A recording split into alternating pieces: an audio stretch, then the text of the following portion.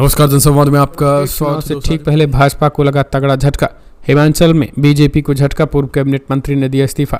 जी हां, दरअसल हिमाचल प्रदेश में 4 लोकसभा सीटों पर चुनाव के साथ ही 6 विधानसभा क्षेत्र में उपचुनाव भी हैं। इस बीच बीजेपी ने कांग्रेस से आए सभी 6 पूर्व विधायकों को अपना प्रत्याशी बनाया है। अब बीजेपी के इस कदम से पार्टी की परेशानी बढ़ गई है। तत्कालीन जयराम सरकार में कैबिनेट मंत्री रहे डॉक्टर रामलाल मारकांडा ने बीजेपी से इस्तीफा दे दिया है। हिमाचल प्रदेश पूर्व मंत्री डॉक्टर रामलाल मारकांडा कांग्रेस से बीजेपी में शामिल हो गए हैं। रवि ठाकुर को उपचुनाव प्रत्याशी बनाए जाने से नाराज हैं। उन्होंने इसी के विरोध में बीजेपी से इस्तीफा दे दिया। रामलाल मारकांडा ने कहा है कि संभवतः वे कांग्रेस पार्टी से चुनाव लड़ सकते हैं। साल 2017 में रामलाल मारकांडा लाहौल से विधायक थे। साल 2022 के विधानसभा चुनाव में कांग्रेस के प्रत्याशी भी थे। रवि ठाकुर ने उन्हें चुनाव हरा दिया। अब रवि ठाकुर उपचुनाव में भाजपा से प्रत्याशी हैं। आपको बता दें, रामलाल मारकांडा ने छात्र राजनीति की शुरुआत एनएसयूआई से की थी और उसके साथ बीजेपी के अन्य कार्यकर्ताओं ने इस्तीफा दे दिया है। तो सीधे तौर पर ये चीज़ें कही हैं। एक और अपडेट निकल के आई है दोस्तों। मुख्तार अंसारी को मारने की तैयारी, जेल में नशीला पदार्थ दिया गया। खुद मुख्तार ने कहा, मुझे स्लो पॉइजन दिया जा रहा है। भाई अफजाल ने कहा, ब्रजेश सिंह को बचाने के लिए मुख्तार को जेल में जहर देकर मारने की साजिश। बांदा जेल में बंद मुख्तार अंसारी की तबीयत बिगड़ने के बाद उनके भाई सांसद अफजाल अंसारी ने शासन प्रशासन पर गंभीर आरोप लगाए।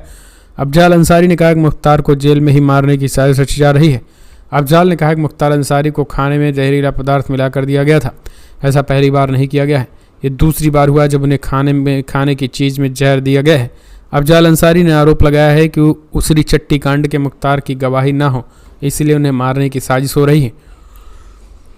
मुख्तार गवाही देगा तो ब्रजेश सिंह, त्रिभुवन सिंह को सजा हो जाएगी। सरकार अपराधियों को अफसरों की मिली भगत से ये सब अंजाम देने की कोशिश चल रही है।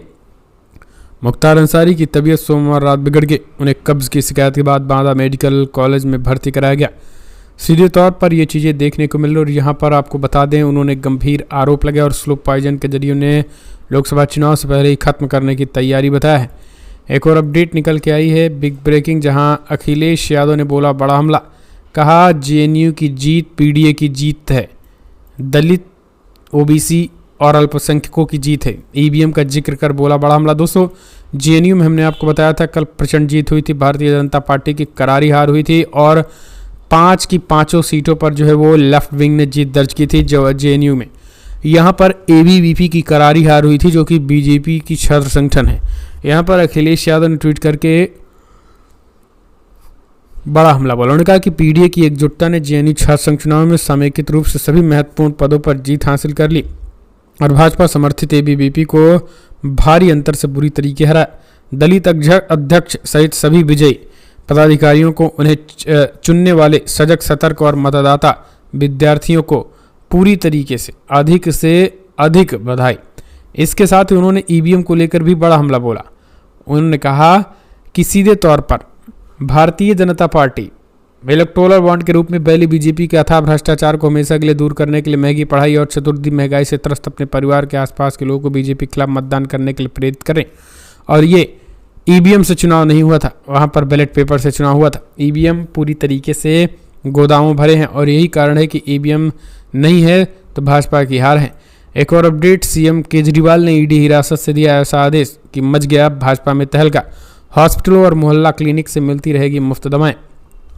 दिल्ली के मुख्यमंत्री अरविंद केजरीवाल ने ईडी हिरासत से अपना एक और निर्देश जारी कर दिया है। उन्होंने दिल्ली के स्वास्थ्य मंत्री सौरभ भारद्वाज को यह सुनिश्चित करने के लिए कहा है कि हॉस्पिटलों और मोहल्ला क्लिनिक में लोगों को मुफ्त दवाइयां मिलती रहें, उनका मेडिकल टेस्ट भी सुचारू रूप से होता रहे। इस बारे में जानकारी देते हुए सौरभ भारद्वाज ने कहा है कि सीएम अरविंद केजरीवाल को लग रहा है कि उनकी ईडी की हिरासत में होने की वजह से कुछ लोगों की समस्या न बढ़ जाए। सौरभ भारद्वाज ने अपने मंत्रालय को लेकर मुख्यमंत्री से मिले निर्देशों के बारे में जानकारी देते हुए कहा है कि अरविंद केजरीवाल चाहते हैं कि दिल्ली वालों को मुफ्त दवा और मुफ्त टेस्ट मिलता रहे। वो लगातार हॉस्पिटलों का दौरा करने को कहते हैं। आप नेता आगे कहते हैं कि पता नहीं अरविंद केजरीवाल किस मिट्टी के बने, उन्हें ईडी की हिरासत में होते हुए भी दिल्ली के लोगों को स्वास्थ्य की चिंता है। मुख्यमंत्री मोहल्ला क्लिनिक में दवाइयां नहीं होने से चिंतित हैं। उनने मुझे आदेश दिया है कि मोहल्ला क्लिनिक में दवाइयां और टेस्ट मुफ्त मिलता रहे। उनका आदेश मेरे लिए भगवान के आदेश की तरह है। सीधे तौर पर केजरीवाल के इस ऐलान के बाद भाजपा को झटका है। एक और अपडेट, मोदी जी के आपके पास रोजगार के लिए कोई योजना भी थी? राहुल बोले, ये सवाल आज हर युवा पूछ रहा है। दरअसल कांग्रेस के पूर्व अध्यक्ष राहुल गांधी ने रोजगार के मुद्दे को लेकर मंगलवार को केंद्र सरकार पर हमला बोला है। उन्होंने कहा है कि पार्टी युवाओं का भविष्य बनाना चाहती है और भाजपा उन्हें भटकाना चाहती है। राहुल गांधी ने एक्स पर एक पोस्ट में कहा है कि नरेंद्र मोदी जी के आपके पास रोजगार के लिए कोई योजना भी थी? यही सवाल आज हर युवा की जुबान पर है। गली गली गांव गांव भाजपा वालों से पूछा जा रहा है, आखिर हर साल 2 करोड़ नौकरी देने का झूठा क्यों बोला गया था? उन्होंने कहा है कि कांग्रेस ने युवा न्याय के तहत रोजगार क्रांति का संकल्प लिया है। सीधे तौर पर राहुल गांधी ने मोदी सरकार पर बड़ा हमला बोला और सवाल पूछा है। एक और अपडेट, बीएसपी ने जारी की लोकसभा प्रत्याशियों की दूसरी लिस्ट, 9 उम्मीदवारों के नामों का ऐलान। लोकसभा चुनाव के लिए बहुजन समाज पार्टी 25 उम्मीदवारों के नाम ऐलान कर दिए और बसपा ने 16 और उम्मीदवारों के नाम घोषित कर दिए। बहुजन समाज पार्टी दूसरी लिस्ट से इटावा से सारिका सिंह बघेल को टिकट दे दिया है और आगरा से पूजा अमरोही को मैदान में उतार दिया है। इसी तरीके से मथुरा, आगरा, फतेहपुर सीकरी, फिरोजाबाद से तमाम 9 सीटों पर मैदान में उतार दिया है। एक और अपडेट निकल के आई है दोस्तों, गांधी परिवार से हैं इसलिए नहीं मिला टिकट, कांग्रेस में आए वरुण गांधी। अधीर रंजन ने दिया ऑफर। भारतीय जनता पार्टी की 5वीं सूची में पीलीभीत से वरुण गांधी का टिकट कट गया। पार्टी ने उनकी जगह यूपी सरकार मंत्री जितिन प्रसाद को उम्मीदवार बनाया है। अब पश्चिम बंगाल की बेहररामपुर सीट से कांग्रेस सांसद अधीर रंजन चौधरी ने बीजेपी पर निशाना साधते हुए वरुण गांधी को कांग्रेस में शामिल होने का ऑफर दिया। अधीर रंजन चौधरी ने कहा है कि वरुण गांधी को कांग्रेस में शामिल होना चाहिए। अगर वो कांग्रेस में आते हैं तो हमें खुशी होगी। वरुण गांधी एक कद्दावर और बेहद काबिल नेता है। उन्होंने कहा है कि उनका गांधी परिवार से संबंध है, इसलिए बीजेपी उन्हें टिकट नहीं दिया। हम चाहते हैं कि अब वरुण गांधी कांग्रेस में शामिल हो जाएं। पीलीभीत से टिकट कटने के बाद अब कयास लगाए जा रहे हैं कि वरुण गांधी का अगला कदम क्या होगा। वो कांग्रेस या किसी अन्य पार्टी में शामिल होंगे या निर्दलीय चुनाव लड़ेंगे। सूत्रों की माने तो वरुण अब पीलीभीत से चुनाव नहीं लड़ेंगे। अपने करीबियों से कहा है कि उनके साथ छल हुआ और अब वो चुनाव नहीं लड़ेंगे, तो सीधे तौर पर ये चीज़ें कही हैं। एक और अपडेट निकल के आई है दोस्तों, ज्ञानवापी केस, ब्यासजी तहखाने के मामले में मुस्लिम पक्ष की याचिका पर 1 अप्रैल को सुप्रीम कोर्ट से सुनवाई। वाराणसी की ज्ञानवापी परिसर स्थित ब्यासजी तहखाने में पूजा के मामले में इलाहाबाद हाईकोर्ट के आदेश को चुनौती देने वाली मुस्लिम पक्ष की याचिका को सुप्रीम कोर्ट 1 अप्रैल को सुनवाई करेगा। मुस्लिम पक्ष ने इलाहाबाद हाईकोर्ट के फैसले को सुप्रीम कोर्ट पर चुनौती देते हुए तहखाने में पूजा पर रोक लगाने की गुहार लगाई। आपको बता दें, हाईकोर्ट ने ब्यासजी के तहखाने में पूजा पर रोक लगाने से इनकार कर दिया था। लगभग 2 महीने पहले 31 जनवरी को वाराणसी जिला अदालत के फैसले के बाद पूजा शुरू हो गई थी। तब से पूजा पाठ और श्रद्धालुओं के दर्शन लगातार जारी हैं। अदालत में हिंदू पक्ष ने दावा किया था कि नवंबर 1993 से पहले ब्यासजी के तहखाने में पूजा पाठ होती थी, लेकिन उस वक्त प्रदेश की सरकार शासनादेश यानी फरमान जारी कर अचानक उसे रोक दिया गया था। इस तरीके की चीज़ें देखने को मिल रही हैं। एक और अपडेट निकल के आई है, दिल्ली में केजरीवाल पर घमासान, सड़क पर उतरे आम आदमी पार्टी और बीजेपी। ईडी ने सीएम के साइन पर उठाया सवाल। दिल्ली के मुख्यमंत्री अरविंद केजरीवाल की गिरफ्तारी के खिलाफ मंगलवार को आम आदमी पार्टी के कार्यकर्ता सड़क पर उतर आए हैं।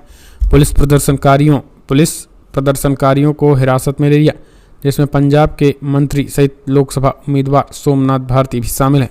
वहीं केजरीवाल के इस्तीफे को लेकर बीजेपी भी सड़क पर उतर आई है। पार्टी का कहना है कि जेल से गिरोह चलता है, सरकार नहीं। केजरीवाल को पद से इस्तीफा दे देना चाहिए। इसी बीच प्रदर्शनकारियों को तितर-बितर करने के लिए पुलिस ने वाटर कैनन का इस्तेमाल किया। चप्पे चप्पे पर पुलिसकर्मी और अर्धसैनिक बल तैनात हैं। इसी बीच केजरीवाल के जेल के आदेश पर ईडी ने सवाल खड़े कर दिए हैं। कई तरीके के सवाल उन्होंने खड़े कर दिए और जोरदार तरीके से फिलहाल प्रदर्शन भी खास करके आम आदमी पार्टी ने किया है, जल्द से जल्द छोड़ा जाए। और इसी मामले में अरविंद केजरीवाल की गिरफ्तारी के खिलाफ सीएम केजरीवाल की याचिका पर दिल्ली हाईकोर्ट जो है वो आज सुनवाई करेगा। आम आदमी पार्टी जो है वो दिल्ली हाईकोर्ट दरवाजा भी खटखटाया है। एक और अपडेट निकल के आई है, सहयोगी दल सियासी मझधार में फंसकर हुए अकेले। अखिलेश के दांव ने तेवर दिखा रहे सहयोगी दलों को किया चित। मुलायम सिंह की चरखा दांव की चर्चा। समाजवादी पार्टी को सहयोगियों का साथ भा नहीं रहा है। सहयोगी दल पार्टी के साथ रहकर साथ तो उठा लेते हैं, लेकिन साथ साथ सहयोग का मौका आने पर मुंह दिखाते हैं। इससे सबक लेते हुए सपा प्रमुख अखिलेश यादव ने अब केवल पार्टी के प्रति समर्पित कार्यकर्ता नेताओं को ही आगे बढ़ाने और प्रोत्साहित करने की ठानी है। लोकसभा चुनाव के लिए प्रत्याशियों के चयन में इनकी झलक मिल रही है। अखिलेश की इसी दांव का परिणाम है कि वो अपने तेवर दिखा रहे हैं। सहयोगी दलों के नेता सियासी मझधार में अकेले पड़ गए हैं। अखिलेश के इस दांव की तुलना मुलायम सिंह यादव के चर्चित चरखा दांव से की जा रही है। विधानसभा चुनाव 2022 में अखिलेश ने जनाधार बढ़ाने के लिए कई छोटे दलों को अपने सिंबल पर चुनाव लड़ाकर आगे बढ़ाने की कोशिश की जा रही है। लेकिन यहाँ पर अगर देखा जाए तो फिलहाल कमेरावादी अपना दल कृष्णा राज, पल्लवी पटेल, कि मुलाकात तो की गई थी लेकिन वहां पर कुछ हो ना सका और यही कारण है कि उन्हें तगड़ा झटका मिल गया। ऐसे साथ चंद्रशेखर रावण से लेकर तमाम छोटे छोटे दलों को जो है वो उन्होंने एक तरीके से बायकॉट कर दिया है और यही चीज़ें वो माना जा रहा चरखा। एक और अपडेट, ज्ञानवापी केस व्यास जी तहखाने के मामले में मुस्लिम पक्ष की याचिका पर 1 अप्रैल को सुप्रीम कोर्ट में सुनवाई। वाराणसी ज्ञानवापी परिसर स्थित व्यास जी तहखाने में पूजा के मामले में इलाहाबाद हाईकोर्ट के आदेश को चुनौती देने वाली मुस्लिम पक्ष की याचिका पर सुप्रीम कोर्ट 1 अप्रैल को सुनवाई करेगा। मुस्लिम पक्ष ने इलाहाबाद हाईकोर्ट के फैसले को सुप्रीम कोर्ट में चुनौती देते हुए तहखानों में पूजा पर रोक लगाने की गुहार लगाई है। बता दें, हाईकोर्ट में व्यास जी तहखाने में पूजा पर रोक लगाने से इनकार कर दिया था। लगभग 2 महीने पहले 31 जनवरी को वाराणसी की जिला अदालत के फैसले के बाद पूजा शुरू कर दी गई। तब से पूजा पाठ और श्रद्धालुओं के दर्शन लगातार जारी हैं। अदालत में हिंदू पक्ष ने दावा किया था कि नवंबर 1993 में पहले व्यास जी के तहखाने में पूजा पाठ होती थी। उस वक्त की प्रदेश सरकार ने शासनादेश यानी फरमान जारी कर अचानक उसे रोक दिया था। तो सुप्रीम कोर्ट आज इस पूरे मामले में सुनवाई करेगा। फिलहाल इस वीडियो में इतना ही।